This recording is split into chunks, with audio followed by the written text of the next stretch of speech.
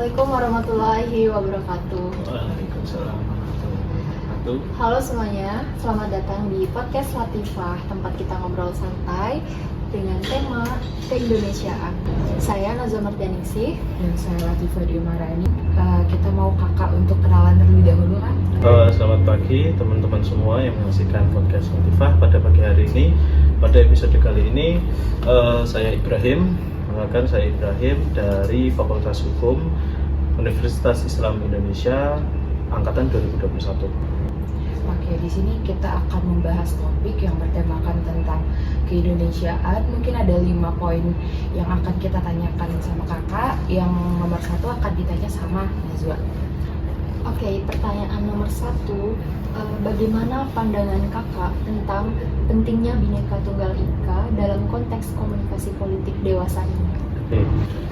Dalam konteks sebelumnya tadi karena pertanyaan adalah bagaimana Bhinneka Tunggal Ika ya, itu kita terjemahkan dulu nih, maksudnya apa sih Bhinneka Tunggal Ika itu kan?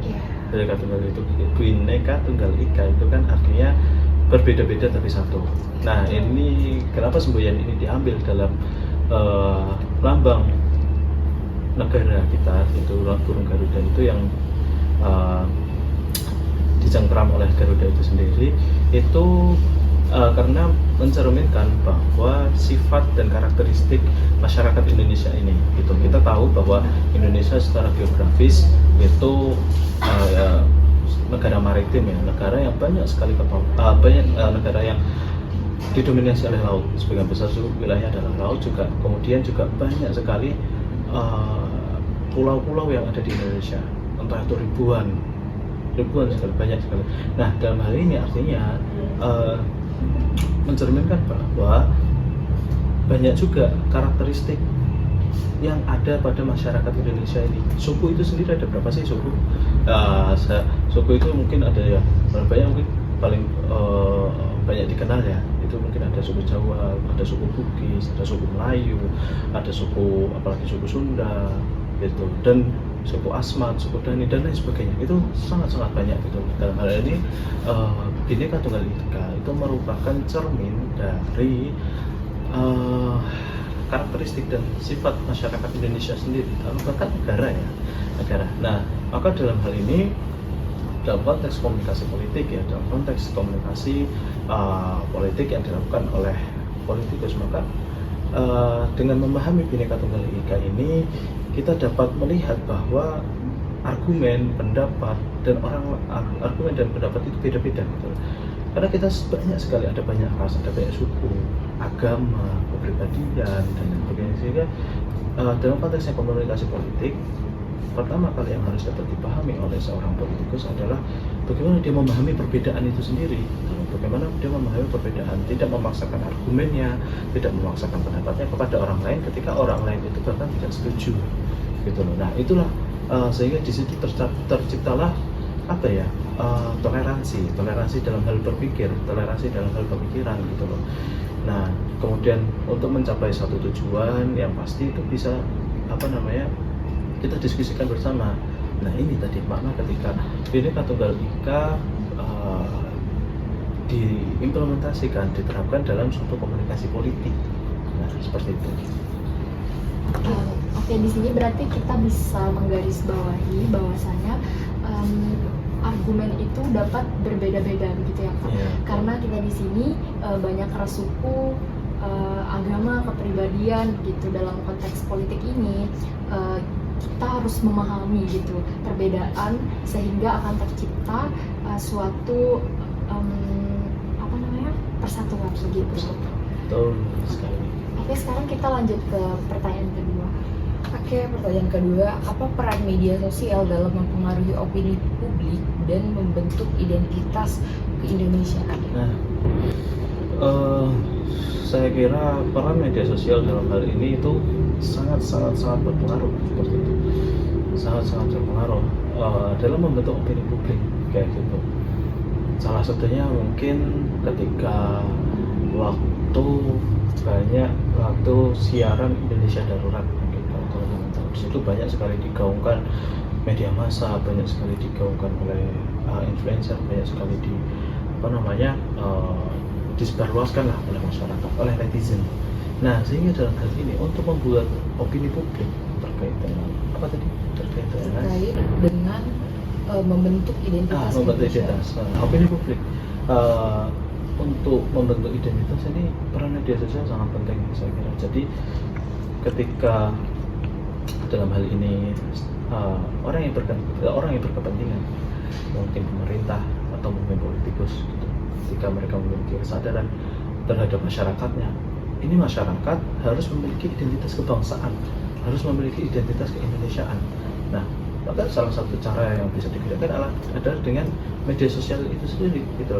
Mereka mempromosikan banyak sekali konten-konten tentang persatuan, konten-konten tentang identitas publik, sesederhana bahasa. Apa sih bahasa persatuan kita? Bahasa Indonesia. Kita paham bahwa dengan budaya, dengan suku yang berbeda-beda tadi banyak sekali bahasa. Ada bahasa Jawa, bahasa Sunda, bahasa apalagi pasti banyak sekali. Nah, namun dalam hal ini ada yang namanya bahasa persatuan gitu loh. Ada yang namanya bahasa persatuan yang menunjukkan bahwa identitas kita itu siapa sebenarnya, masyarakat Indonesia. Atau salah satu identitasnya itu adalah bahasa Indonesia, bahasa yang mempersatukan kita semua sebagai masyarakat yang hidup di negara Indonesia ini. Nah, maka kemudian untuk menyebarluaskan pemikiran bahwa bahasa persatuan kita adalah bahasa Indonesia, itu bisa menggunakan peran media sosial, seperti menggait influencer, seperti membuat konten-konten, mempromosikan melalui TikTok, mempromosikan melalui Instagram, melalui X gitu ya, memasifkan sebenarnya kita siapa sih gitu. Aku jadi Latifah garis bawahi bahwa media sosial itu sangat berpengaruh banget terhadap opini publik ya, terutama politikus dan lain-lainnya. Dan ada juga kita menggunakan media saat ini seperti TikTok dan lainnya untuk memperkenalkan identitas keindonesiaan kita seperti bahasa, suku, budaya dan lainnya. Betul. Thank you Kak. Thank you Kak. Lanjutkan sama teman kita. Oke, kita lanjutkan podcast Latifah ini ya. Saat ini aku Anindiyana Syekh Kamsi dan teman saya Suknur Hadijah. Pertanyaan selanjutnya nih Kak, bagaimana strategi komunikasi efektif untuk mempromosikan nilai-nilai keindonesiaan di kalangan masyarakat Indonesia? Oke. Mungkin saya bicara dalam konteksnya hari ini ya. Kalau tidak salah waktu itu ketika awal kepemimpinan, ketika pertama kali Presiden kita Prabowo Subianto itu diangkat sebagai presiden, beliau kalau tidak salah itu kan menunjuk staf khusus yang terkait dengan pemuda, kalau nggak salah Raffi Ahmad. Nah, itu bisa jadi salah satu langkah awal bagi presiden untuk mempromosikan tentang Indonesia kepada pemuda, kepada halayak luas, karena tidak dapat dipungkiri juga bahwa yang memegang peran penting di suatu negara, di suatu peradaban itu adalah pemudanya, seperti itu. Nah, kemudian tadi strategi ya. Nah, kemudian kaitannya dengan strategi itu tadi Bapak Presiden Prabowo sudah menggunakan langkah politiknya dengan membentuk staf khusus kepresidenan di bidang pemuda. Nah, itu nanti bisa juga untuk siapapun ya, pemerintah pusat, pemerintah daerah, atau stakeholder dalam hal ini memiliki kepentingan untuk mempromosikan keindonesiaan, mempromosikan persatuan identitas Indonesia ini. Salah satunya bisa menggunakan media sosial seperti itu. Salah satunya bisa menggunakan media sosial seperti TikTok, Instagram, dan seperti yang sudah saya singgung itu tadi, bahwa media sosial sekarang ini sudah sangat dekat dengan masyarakat Indonesia, terutama pemuda gitu. Jadi untuk membentuk persepsi, membentuk opini publik itu bisa menggunakan media sosial. Nah, di samping juga ada langkah-langkah politis lain, itu tadi media sosial untuk membentuk persepsi publik. Nah, untuk strategi langkah lainnya mungkin apa?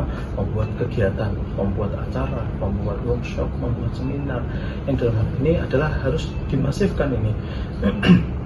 Dan saya kira juga ketika APBN, ketika uang negara digunakan untuk hal-hal seperti ini tidak masalah gitu loh, karena ini uang yang berasal dari kita, pajak kita, pendapatan negara itu juga sebagian besar dari pajak kan. Nah, itu digunakan untuk memasifkan, membentuk opini, persepsi publik bahwa siapa kita sebenarnya, seperti itu. Jadi kesimpulannya itu masyarakat muda di Indonesia itu memiliki peran yang efektif untuk mempromosikan nilai-nilai di Indonesia gitu ya Kak. Oke, pertanyaan selanjutnya mungkin bisa ditanyakan. Untuk pertanyaan selanjutnya itu sejauh mana sih pengaruh komunikasi politik terhadap kesadaran akan pentingnya keberagaman di Indonesia? Oke, saya kira cukup penting komunikasi politik yang dilakukan oleh politikus untuk meningkatkan kesadaran tentang identitas keindonesiaan masyarakat Indonesia itu sendiri. Karena gini, saya yakin bahwa secara hierarki up to down itu itu sangat berpengaruh. Jadi gini, kalau orang di pemerintahan atau politikus, misal DPR, misal menteri atau bahkan presidennya sendiri, dia bukan orang yang nasionalis ya, dia bukan orang yang memiliki jiwa keindonesiaan gitu loh, maka masyarakatnya akan dibawa seperti apa gitu loh. Nah, ketika pemimpin yang dapat kita lihat seperti ini ada Presiden Prabowo, dia menunjuk staf khusus kepresidenan di bidang pemuda dan olahraga gitu ya. Nah, itu salah satu bentuk langkah politik melalui komunikasi politik untuk meningkatkan kesadaran pemuda di seluruh Indonesia gitu loh, bahwa pemuda ini memiliki peran yang penting dalam suatu negara, bahkan dalam suatu peradaban.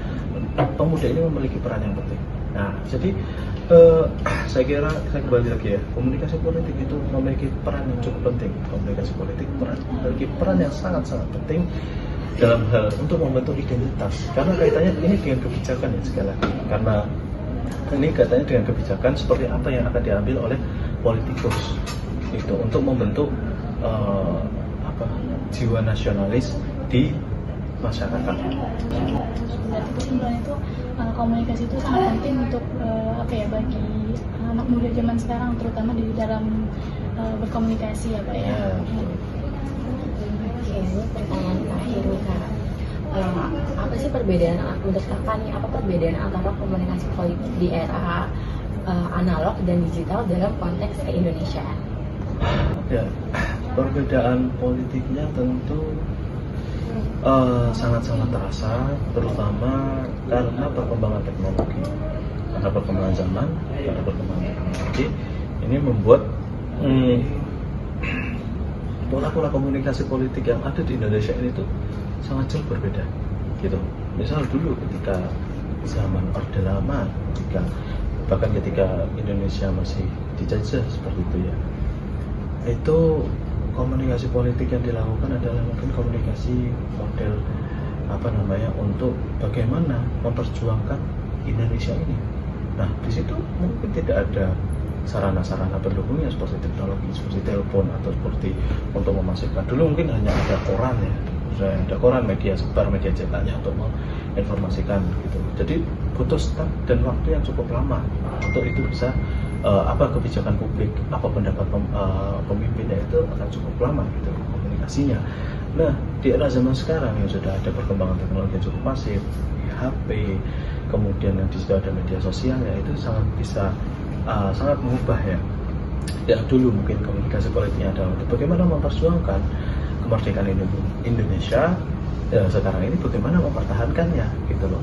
Bagaimana Indonesia dengan banyak keberagaman, dengan semboyan Bhinneka Tunggal Ika tadi bisa mempertahankan identitasnya di tengah gempuran globalisasi sekarang ini, di tengah gempuran budaya-budaya modern sekarang ini. Bagaimana Indonesia bagaimana pemimpin, pemerintah melalui komunikasi politiknya bisa mempertahankan identitas masyarakatnya itu sendiri gitu. Karena bagaimanapun masyarakat juga pasti akan ngikut, akan menginduk gitu dengan apa yang ada di kebijakan pemerintahnya gitu, sehingga perbedaannya sangat jelas kenapa, terutama dengan dukungan media sosial saat ini itu pemerintah bisa lebih mudah untuk memasifkan kebijakannya. Jadi mungkin Presiden Prabowo baru ngomong mungkin baru ngomong jam 9 tadi, sekarang jam setengah 10 ini masyarakat Indonesia udah tahu apa ngomong Prabowo. Nah gitu, jadi sangat-sangat berpengaruh, sangat-sangat berbeda dan lebih banyak dipengaruhi oleh tujuan dan perkembangan teknologi seperti itu. Jadi bisa ditarik kesimpulan tuh pada era analog itu mungkin penyampaian informasinya masih kurang bisa tersebar luas gitu. Nah sedangkan di era digital ini Indonesia itu lebih untuk mempertahankan identitas konteks keindonesiaannya seperti itu. Oke, itu aja pertanyaan dari kelompok kita yang bisa kita tanyakan. Terlebih mohon maaf kalau ada kata